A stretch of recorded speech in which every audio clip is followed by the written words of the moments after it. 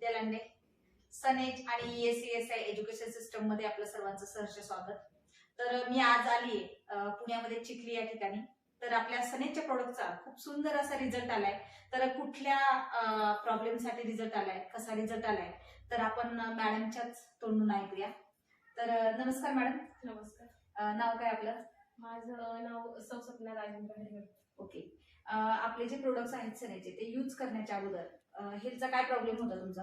मला एक 5 वर्षांपासून थायरॉइडचा त्रास होता. ओके. 75 एमजीची गोळी चालू होती बरं. आणि मग सनेजचे प्रोडक्ट जे आम्हाला मिळाले ओके. त्यानंतर जे वापरले मी म्हणजे आकाई आकाई सोना. सोना, हां. वेदामृत, ओके.